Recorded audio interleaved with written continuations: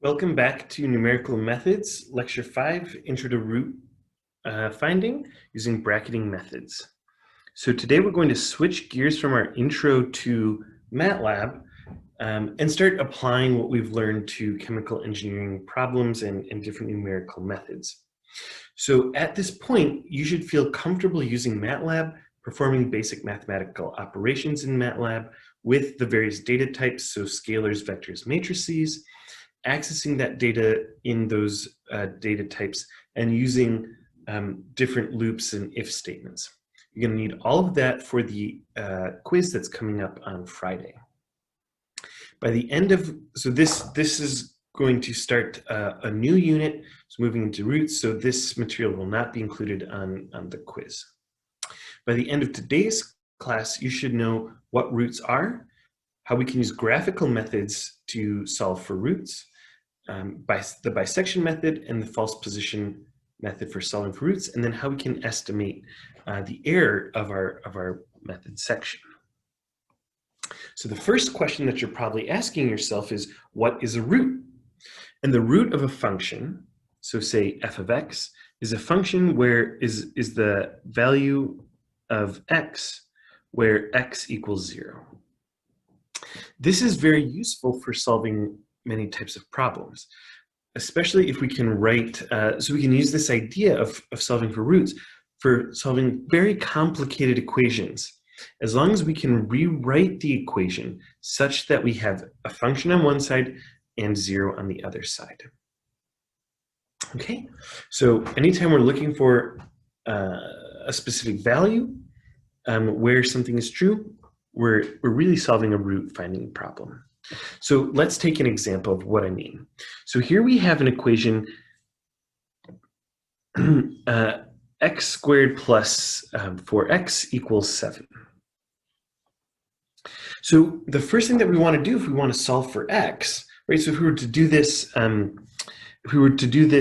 analytically, right? One of the first steps that we would do anyways would be x squared plus 4x minus 7 equals 0, right? Before we are going to start separating our variables.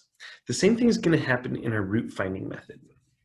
Right, so we want to get this in a form that we have f of x, or whatever variable we want, equals 0.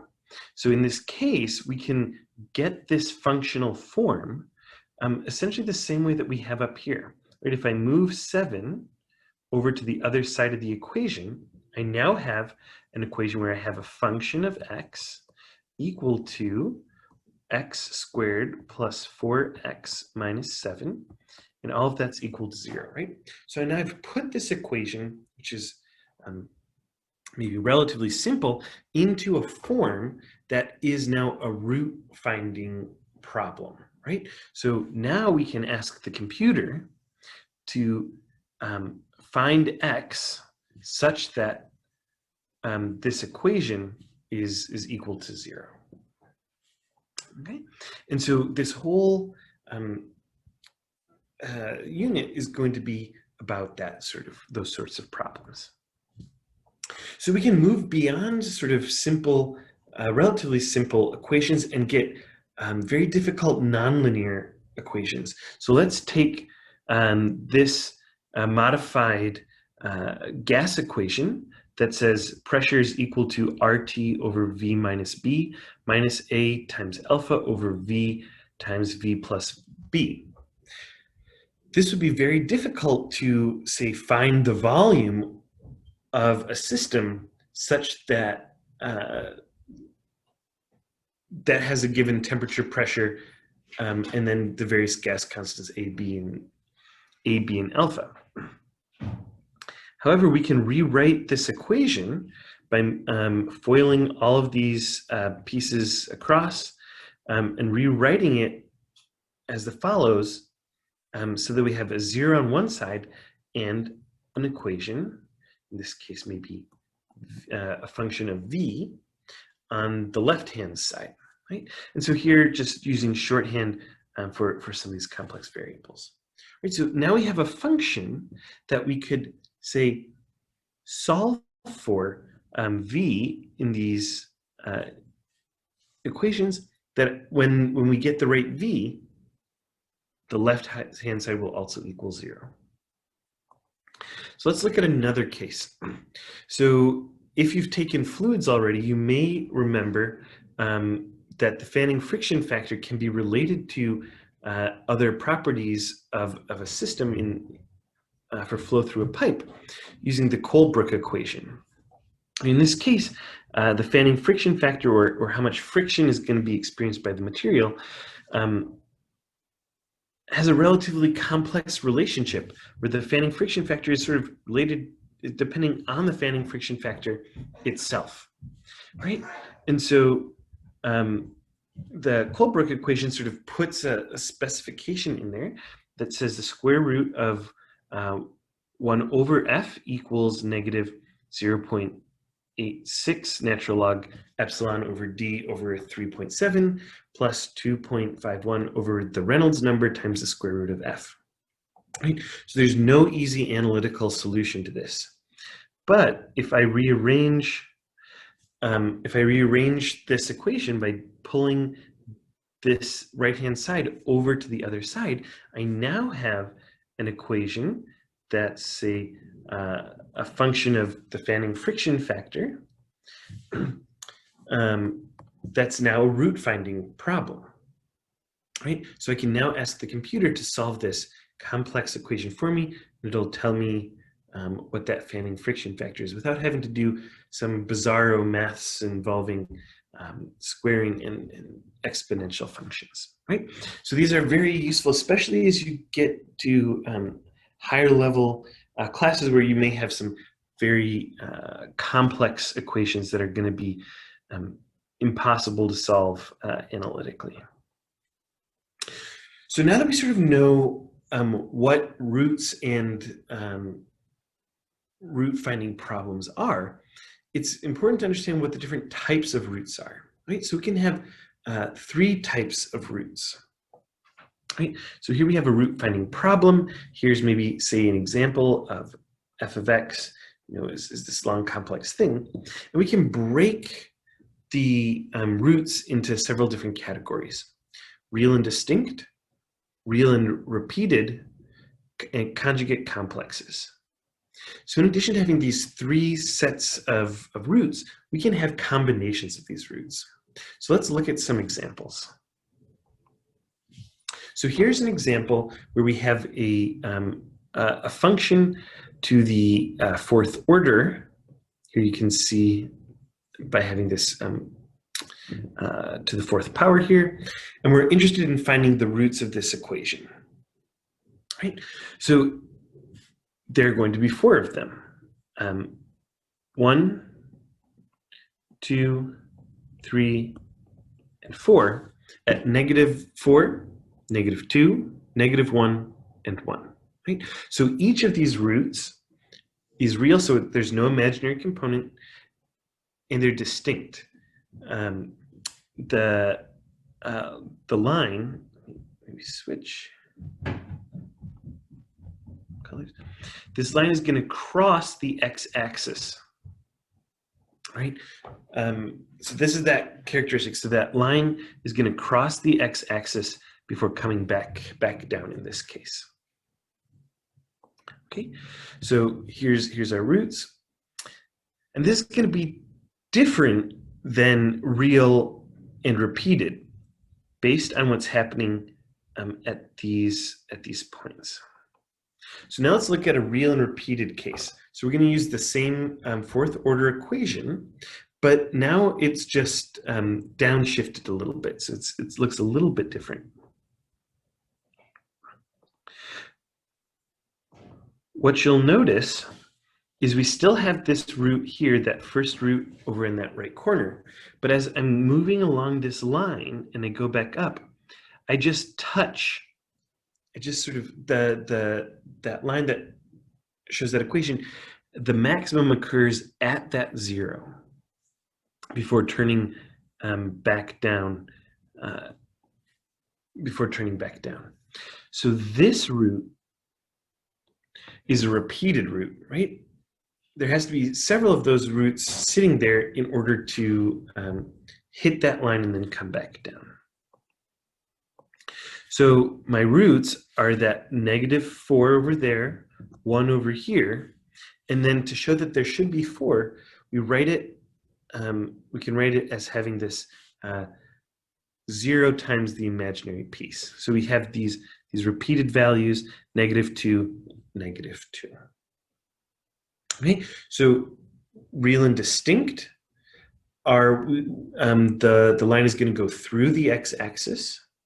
Real and repeated, it either is moving up from negative y territory, coming up, touching the x-axis and then going back down, or it can come back down the other way. Maybe I'll draw that here. You could have something that comes down, touches, and goes up, and that would also be a real and repeated root here. So our third type of root is a complex conjugate.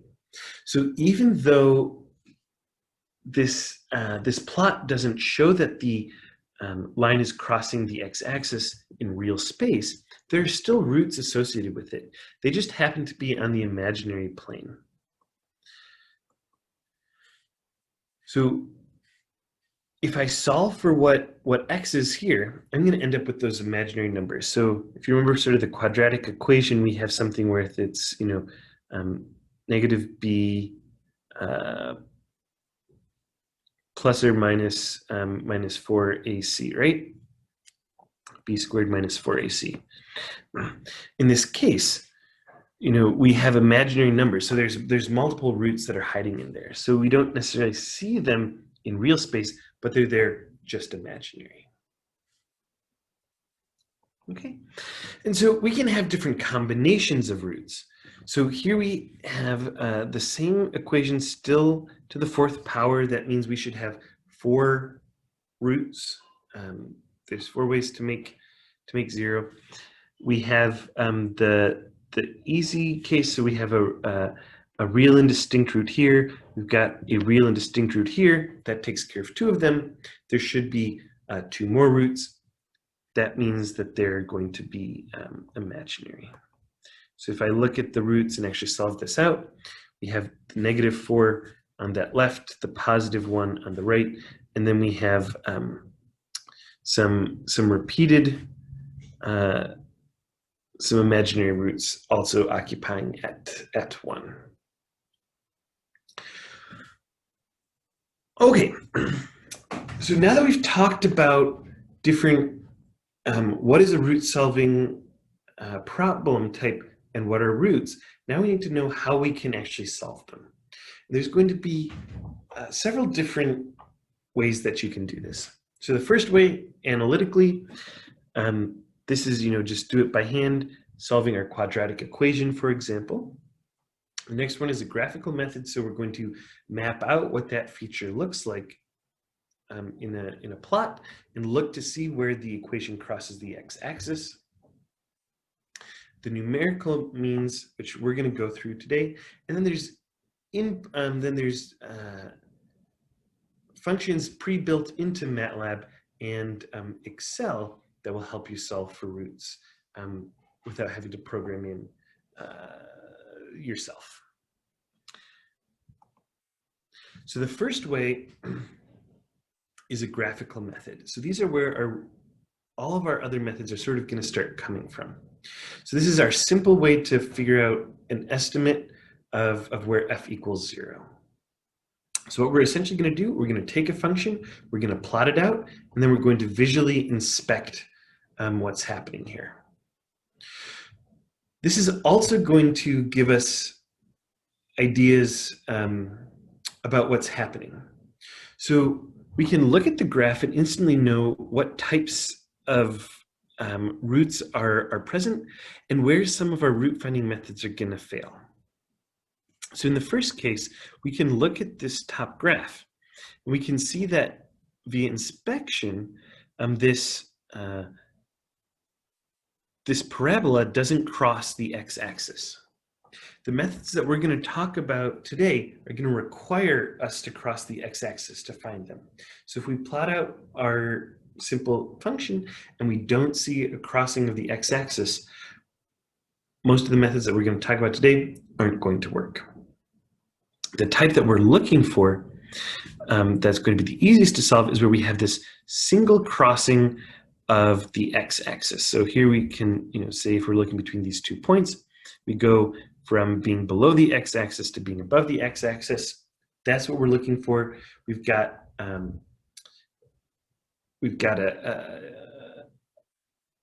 single real root.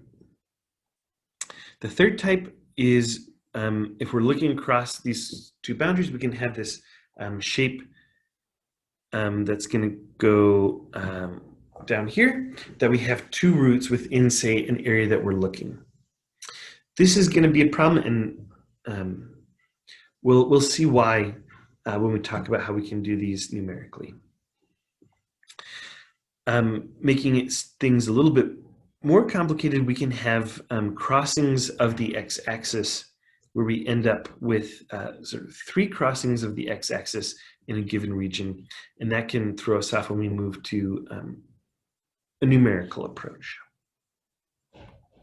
But let's take an example of our graphical approach. So our example, we're going to move away from our water gas shift example and looking at enthalpies and entropies. Here we can see the Schmote equation, which can be used to find the enthalpies and entropies of a gas.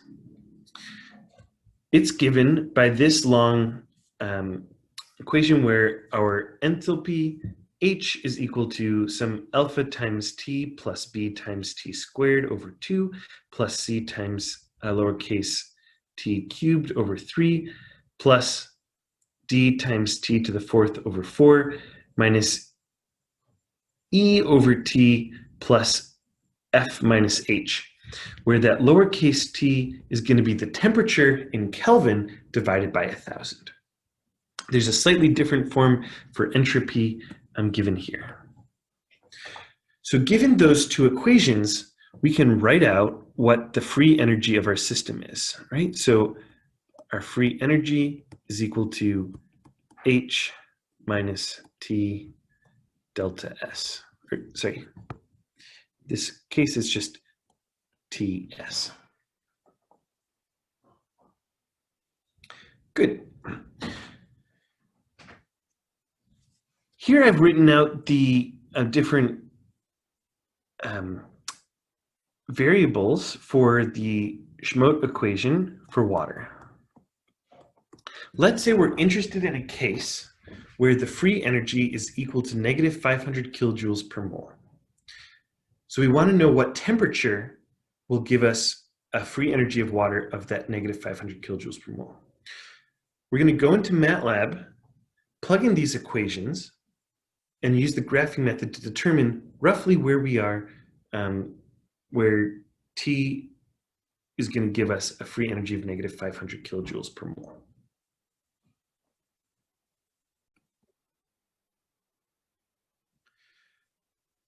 So I've taken the equations I've taken the Schmote equation and built a MATLAB function called Schmote.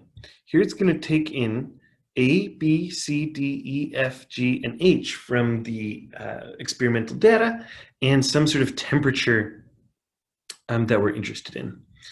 It's going to go through and actually calculate out what those different H and S's are, and then finally give us a free energy. There's some extra variables in here to take into account units and make sure all the units are going to work out. You'll notice I've already gone in here and put in the element by element operators as necessary in order to facilitate the formation of a graph. In a separate script, I've gone in and I've written in the various variables for the Schmote equation for water. I'm then going to make this temperature that's going to go take us from 100 Kelvin all the way to 3,500 Kelvin in increments of 50. And then it's going to plot for us that it's going to calculate the free energy and then plot for us the Schmote equation. So let's see what that's going to look like.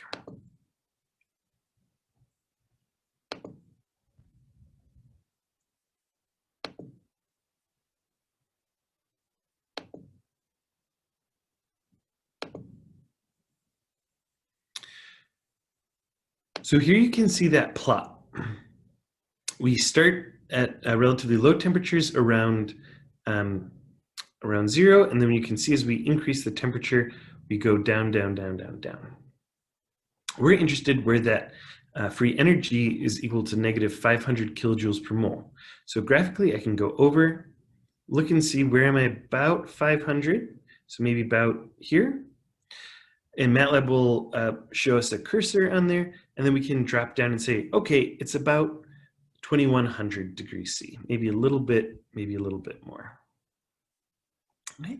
So to turn this into a root finding method, what we want to do is go in and change that graph such that it shows not just g, but we want that function to be equal to 0. And since we're looking for 500, negative 500, you can move that 500 over by saying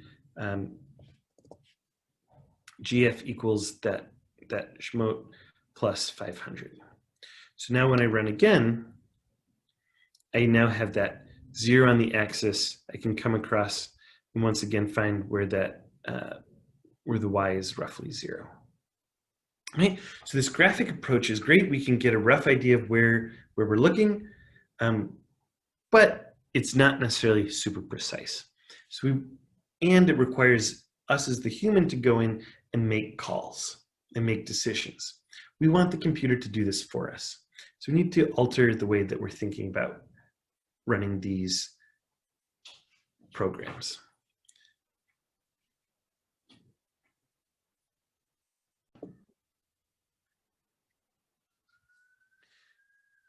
So just as a reminder, we have gone in, we've set our g function to be that g0 from the Schmote equation minus 500, sorry, plus 500 to find out where we can end up with a free energy of negative 500, right? Because we need this to all be equal to 0. Okay.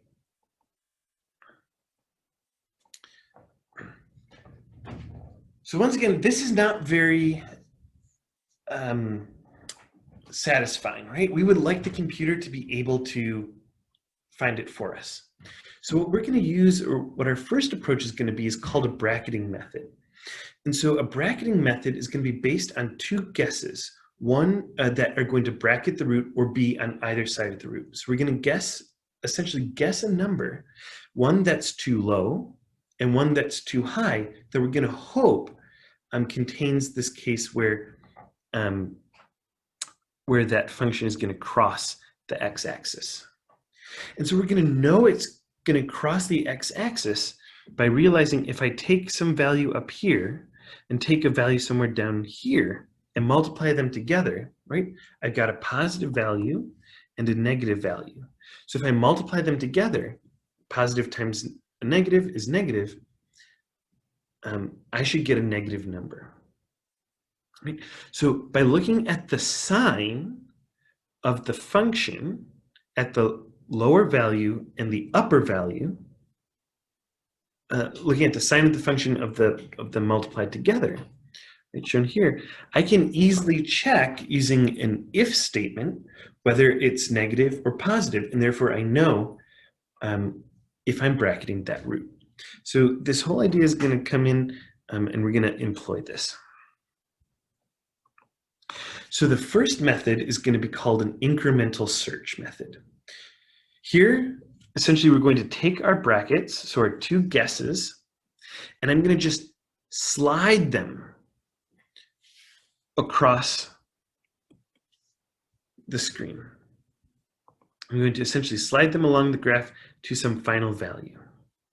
And as I move from one section to the next section, all right, so as I take these lines, so maybe here to here, I can check whether I've crossed the x-axis or not. If I haven't,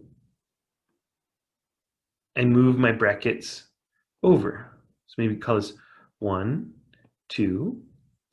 Then in the next step, I would change this from, this to be the lower bounds and the upper bounds. I can check by multiplying the two functions together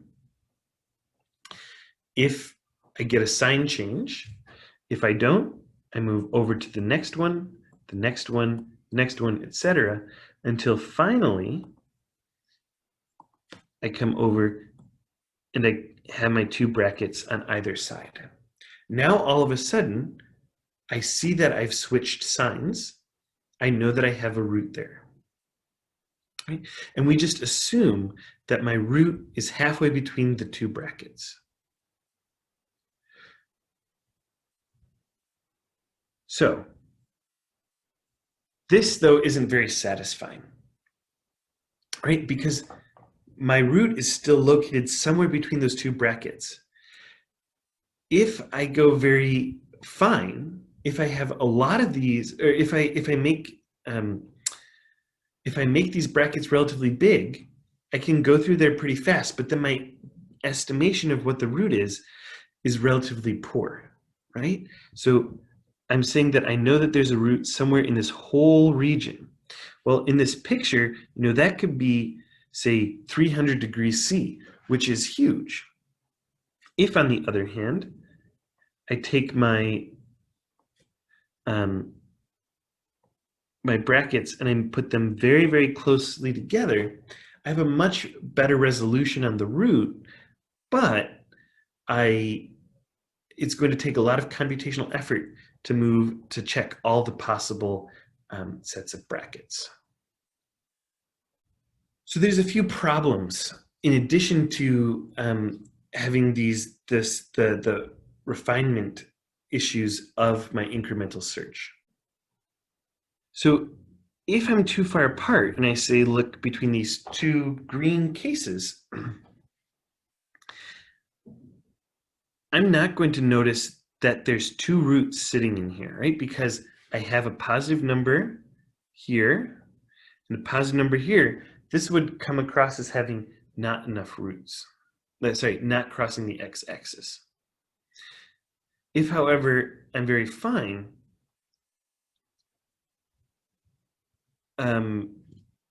we have that same long time issue. Okay, so the last sort of case is if I'm sitting here and I cross this case over on the left-hand side and I have a even multiplicity root, so I start at the bottom, go up, just touch it, so this duplicate root, I'm going to end up not seeing that as a root either. Right? So these incremental searches have some advantages because they're simple, but some disadvantages because they're slow. It can miss double roots if the search intervals are too far apart, and it has problems with even multiplicity roots. So one way to get around some of these problems is the bisection method. This is going to drastically speed up our search. It won't solve all of our problems, but it will solve some of the speed issues. In the bisection method, we're going to take that incremental search, but instead of just dragging the sort of search lines across that screen, we're going to divide in half or bisect our line. So what we're going to do is come and we're going to still make two guesses. So say this lower guess here, XL for X lower, and this upper guess up here for X upper. We're then going to check to see if the function value at those 2 points is positive or negative. Right? So here we have a negative value, and I'll just put a little negative sign there. Here we have a positive value. I'll put a little plus sign here. We have We can check to see, do we cross the x-axis? In this case, if I multiply negative 4.5 by positive 1/2, I'm going to end up with a negative number. So we know that there's a root in there. So what we're going to do is then we're going to bisect this range that we're looking in. Okay, so we're just going to take, the average of those 2 points, draw it down here. Oops, except that wasn't very neat. And we're going to say this is going to be one of our new guesses. So we'll say new guess. So this R, this XR, is going to be a revised guess. So now we have a better guess as to what our root is. And the question is, do we need to take, does the root lie to the left or does the root lie to the right? We can do a relatively simple check once again by multiplying this value by the upper value and or the lower value. So I'll put that here. So if I take the revised guess of x, so f of the function value of x of r, I have a negative number.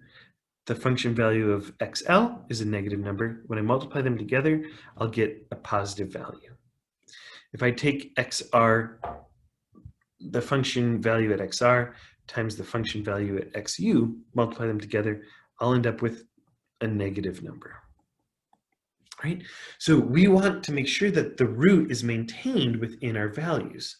So what we're going to do is set xr equal to xl. So xr becomes our new xl. Now we have a new guess for our root. It's going to be halfway between xl and xu. This is our new value. We can already see that we're much closer to the root than we were originally. Once again, we can check to see if the root is on sort of this right side, sort of highlighted in red, or if it's on the left side, highlighted in purple, by looking at doing that multiplication. So if I take the new xl value, once again, that's roughly negative 1.5 times our new root estimate, which is roughly maybe 0.25, we're going to see that this is now a negative number. But on the other side over here, we would get a positive number when I multiply those together. So now we're going to take xr and use that as our new xu. Okay, and we can repeat this again and again and again, every time bisecting our guess value. So to sum up, we have a function. So we're going to take our function, we're going to evaluate it over an interval. If that function changes sign over that interval from the lower value to the upper value, we know that that root is going to be, there's going to be a root in there. We're going to evaluate the function at the midpoint, so that new xr. We now determine if xr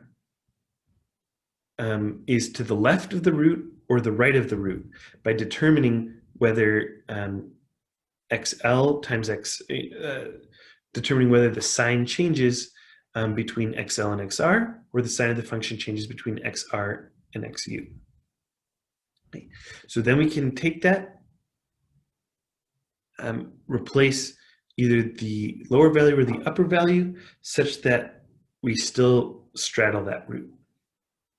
Every time we take in a value, we're going to decrease our error by 2 every time.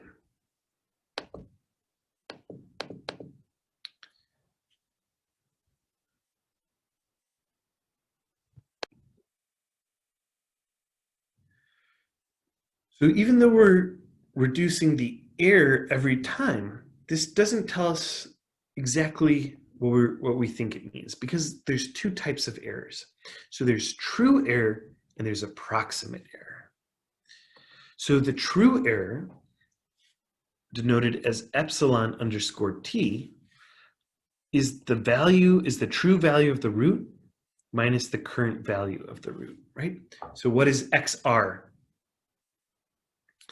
versus what is the true root value, right? So this is our error. We can put this in percent terms just to keep track of it a little bit better, right? So where we take the absolute value of the true value minus the current value over the true value, right? So true error is what we really are interested in. But the problem is, if we knew what the true value was to begin with, we wouldn't need to be doing this process.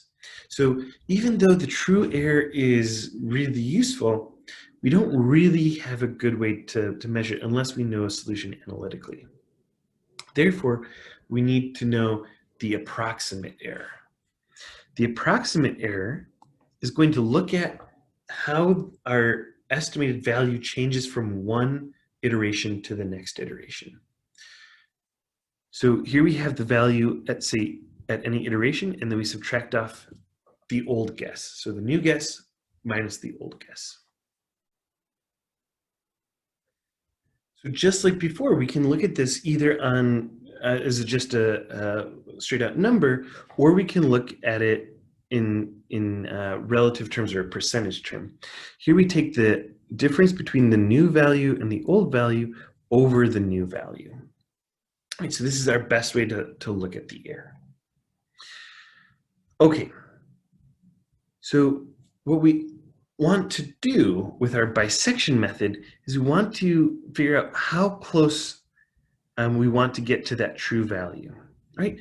So what we want to do is keep reducing, keep bisecting again and again and again until the approximate error is below a certain value, right? So we know as I go from one iteration to the next iteration, how I'm changing. Once my value changes, or once that change gets very, very, very small, we can say that we're more or less there. And so we can choose how much error we're willing to accept and tell the computer to find the answer until, keep looking for the better and better answer until we have the, until it's below an acceptable error. Right? So we'll never find it unless we're very, very lucky that the bisection hits dead on, but we'll get incrementally closer with every iteration. So let's put this into practice. And let's do an example. So let's go back to our calculating the free energy, looking for a temperature where our free energy of gaseous steam is negative 500 kilojoules per mole. So let's say we're willing to accept an error in the temperature out to negative, as long as the approximate error is less than 0.05.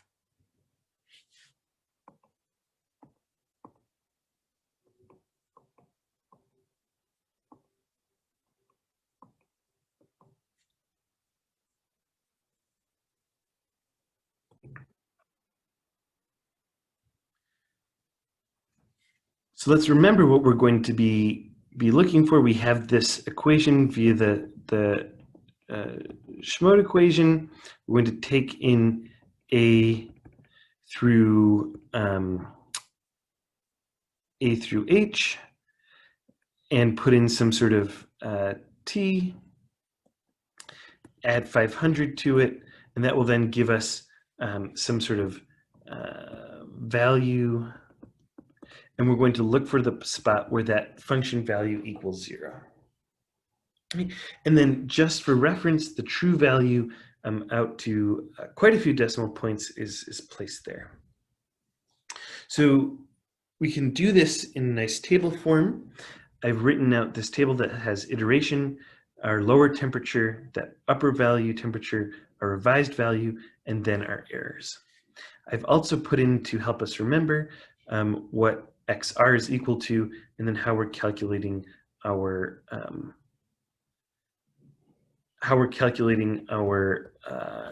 errors. Okay, so for the first iteration, we want to go through, we need to make a guess. So let's say we're going to make a relatively poor guess. We're going to guess 100. And for a lower value, and we're going to guess 3,000 for our upper value.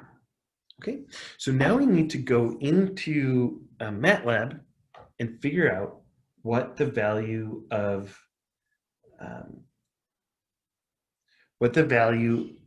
the function, this function f of t, is at 100 and 3,000.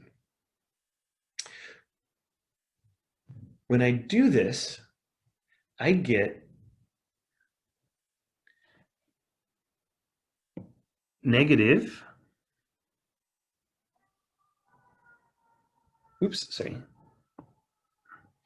I get positive 478, and for the upper value, I get negative 232. This is good. I'm bounding my problem. I've got a root there. So when I go in to revise my guess, I can take the average of the lower and the upper temperature, which is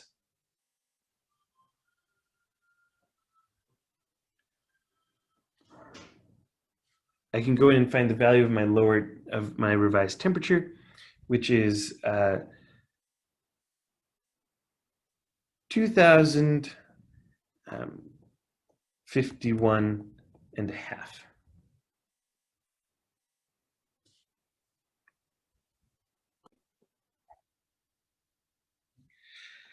I can now go in and calculate what XR is, which is 1,550, just by taking the average of those two numbers, right?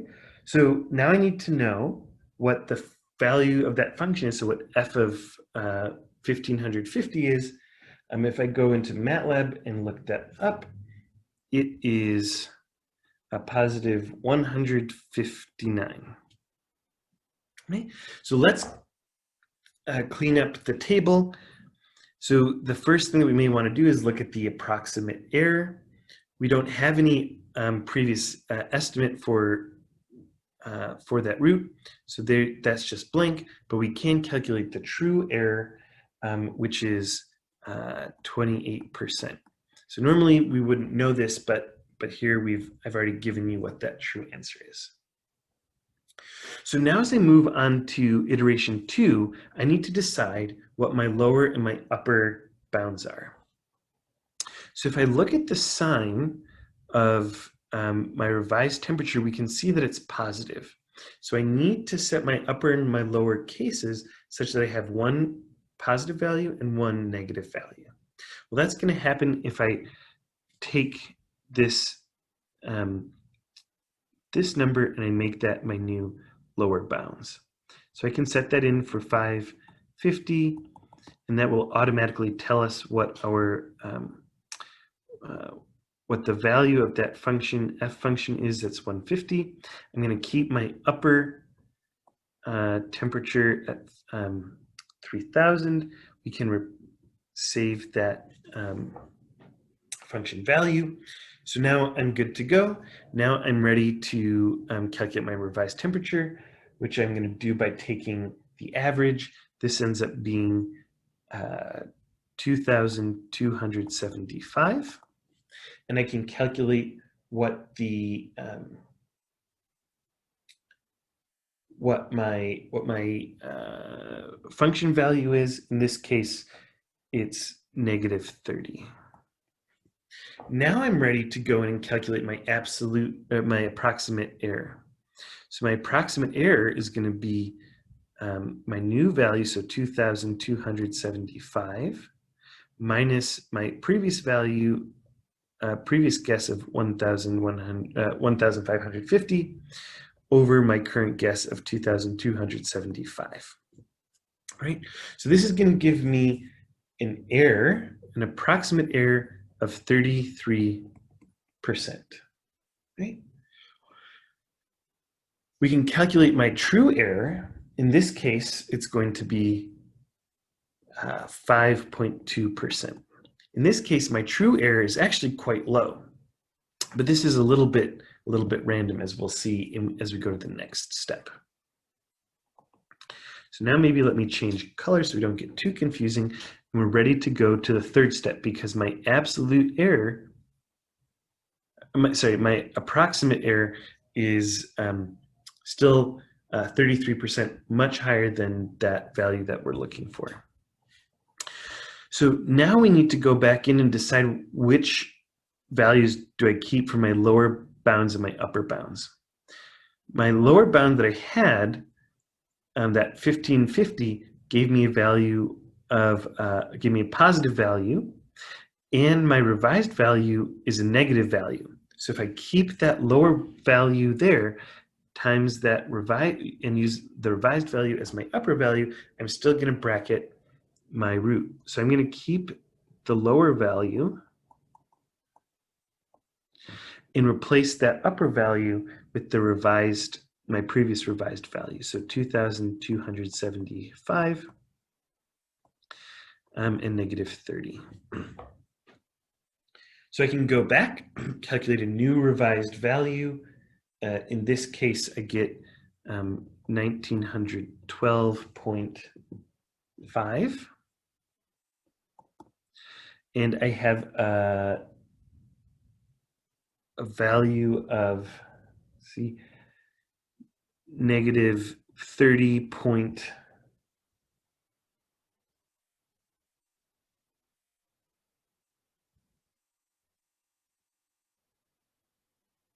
Whoops, sorry.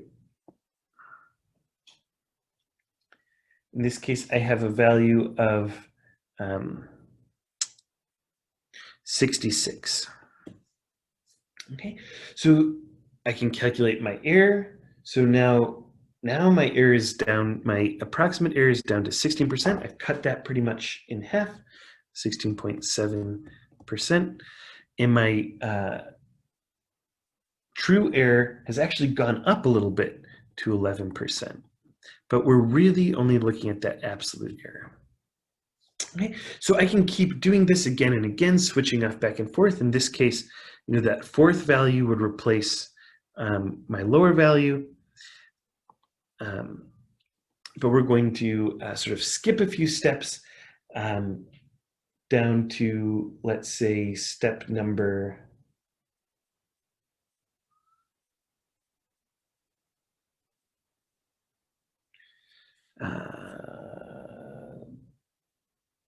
step number 14, and I'll just put in the values here. Here we're at 2162.1.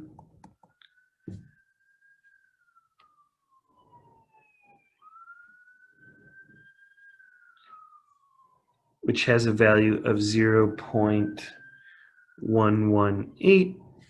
And then for the upper bounds, we're at 2162.4 with a value of negative 0.7. And you can see already that we're pretty close, right? If you look out, these two numbers are the same at the lower, the upper, they both are 2,162, and they're only changing in the decimal point. So when I do my revised number, 2162.2, from the previous slot, I'm getting really close to this value up here. So in this case, my approximate error is 0.8%, just above the 0.5%, less than 0.5% I'm looking for. My true error is actually quite small, this is less than 0.04%. Okay, so then we still need to go to that last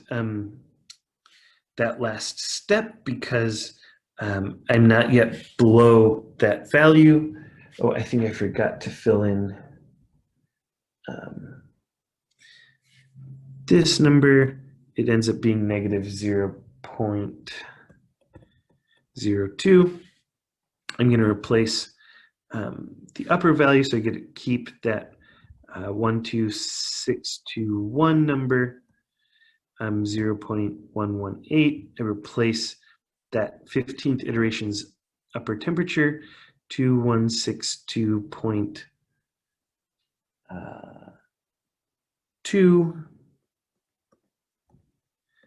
negative 0.02. I have my new R, which is 2162.15.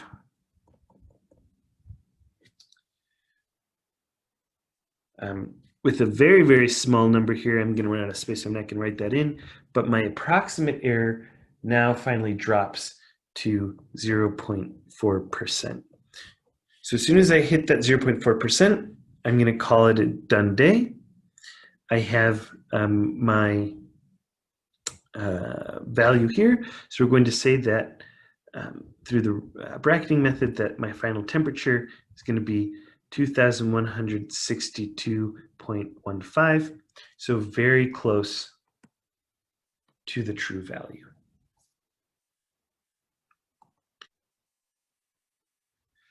Okay, so let's make a few comments about errors. So here I've plotted the error for the previous example in this graph. So here's my iteration number. So how many times have I gone through the cycle? And here is my error on a log plot. I've plotted both the approximate error in blue and the true value, the true error in that orangish red. The first thing that you'll notice is the approximate error is perfectly smooth, and the true error is going to bounce. The second thing that you'll notice is that the approximate error is always greater than the true error. This is true for the bisection method, and is one of the key strong points of the bisection method. Right? We're guaranteed to have my true error be less than my approximate error.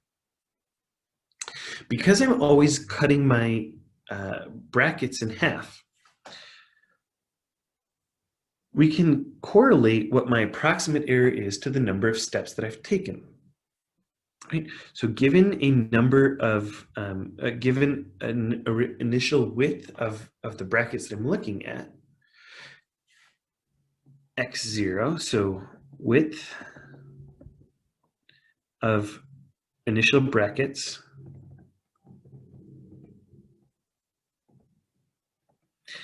and the number of steps that I've taken, I know exactly what my approximate error is. This means that I can rearrange this equation and calculate how many steps are needed to obtain a desired approximate error given an initial bracket size. And so this is here. So if I know what error I'm willing to accept and what initial width I need to look at, I can find out what's the minimum number of steps that I can take to achieve that error.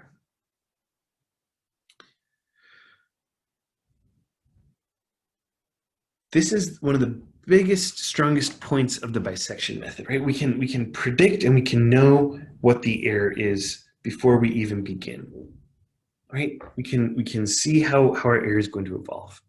However, like you saw in the previous example, the number of steps that I need in the bisection method can be quite large, especially if I'm starting from a relatively large delta x. right? So there's got to be a better way to do this. And there is, right? It's the false position method. So we actually know a fair bit about, we know more information about the system than just the bisection method allows. So the idea of the false position method is, instead of bisecting the graph in half, let's take our guesses, so these 2 points, and let's draw a straight line between them, right? So because we already know the function values at those 2 points, so instead of just naively cutting this in half, we can draw the line in between them. And when I have a line, right, if I have a straight line, I know very easily where my root is. So I can now take my revised value for the root as the root of that straight line.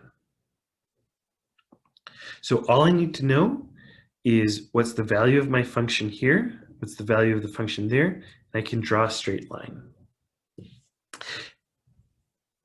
And when I do this, right, I'm fitting this equation, y equals mx plus b, for this new line between the 2 points. And what we'll see in a few chapters is where this comes from, but it's really just solving for m, so a rise over run, and then solving for that x-intercept.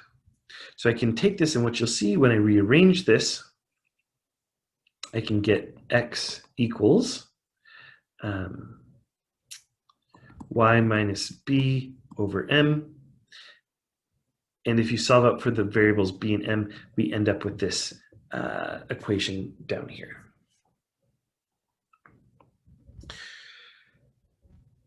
So this gives us our new value of xr.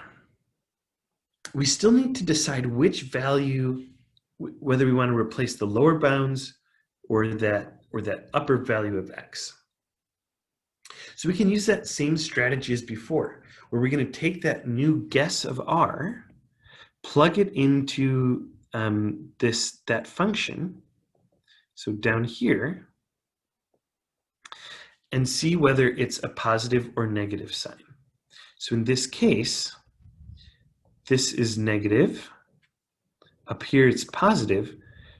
So we want to replace this XL. So this value of, so this XR is going to become our new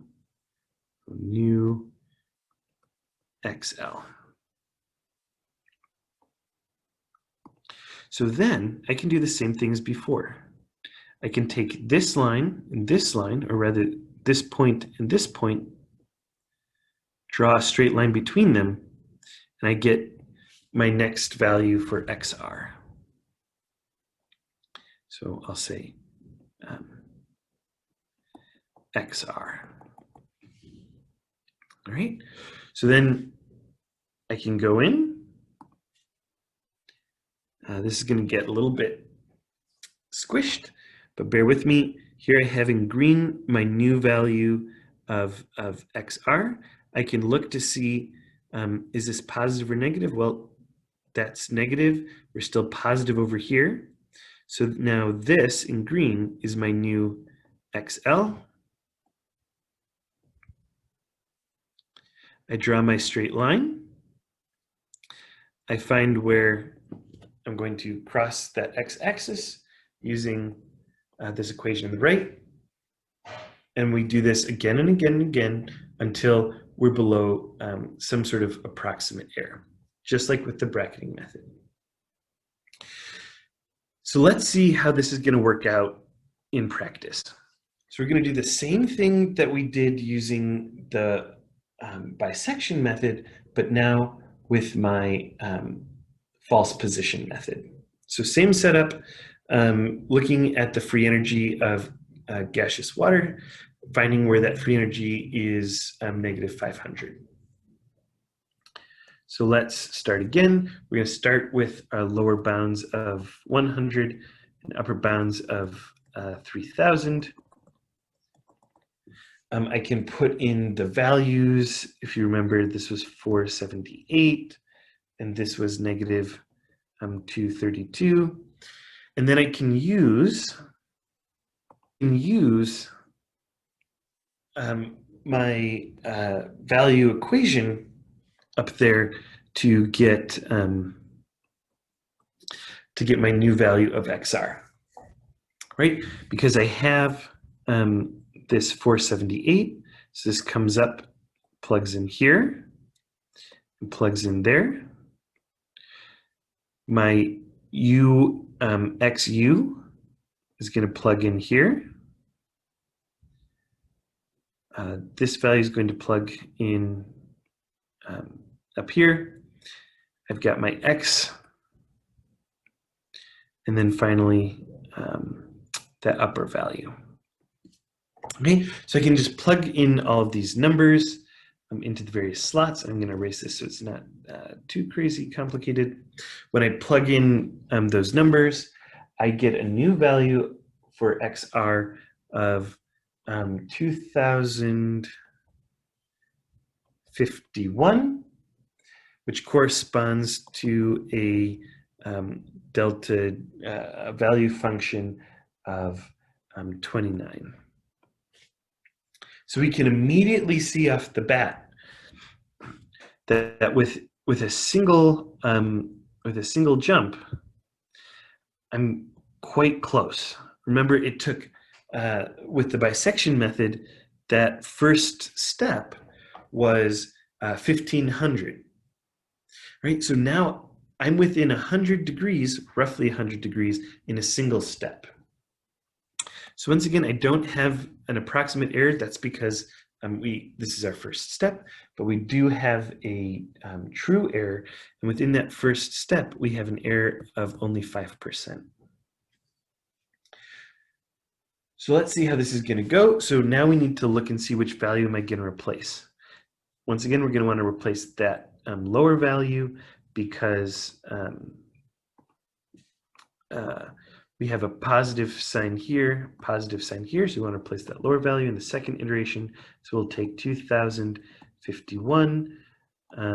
This is going to equate to 29 kilojoule, 29 as our function value. We maintain the same upper value, negative 232. We're ready for our R. We're going to take these X's, lower and upper X's, the function values, so 29 and negative 232, plug them into our equation to get our new value, which is 2158.6, which is going to correspond to 0.95. Okay, so now at the second step, we're even closer. We're within 4. We're within 4 degrees Kelvin of the true value. So let's see what sort of error are we going to see. In this case, we're already pretty small. We're talking about an error of only 4.9%, and a true error of 1.6%. So already pretty small.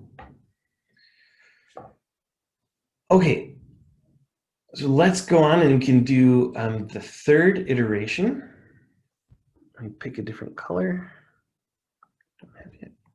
We're at number 3. We now need to decide what's going to be my upper and my lower value. Here we have a positive number, so we should replace the positive set, 2158.6, with a value of 0.95. We can copy, bring down this 3000. Its value is negative 232. Once again, plug in all of my values into plug all my values into that R equation, this XR equation, we now get a value of 2162.1, and that gives us a value of the function of 0.029. Okay, so when I go in and calculate my approximate error, now I'm talking about an error of 0.15%. I'm now down below that approximate error limit, and my true error is less than 0.005%. Okay, so you can see we did with the false position method in 3 steps what it took 15 steps to do with the bisection method. So this method can be much more efficient depending on the shape of the curve. All right, so we can put down here t equals 2162.1, and then lots of decimal points. Okay, but this isn't always the case. So sometimes the bisection method is better and faster than the false position method, and sometimes not. So we just saw a case where the bisection method was incredibly slow in comparison to the false position method. However, if we have a very steeply curved function, such as this function shown here, x to the 10th minus 1, the bisection method is actually going to be a little bit better, because here you can see we have, as I'm taking this false position, I'm moving only a little bit at a time. Whereas if I had done the bisection method and drawn my line, say here, I would have done in a single step what it would take many steps in the false position method. So that benefit of the false position requires a function that's going to be to some extent linear, to take advantage of that linear expectation. So usually false position is faster, but you can't always count on it.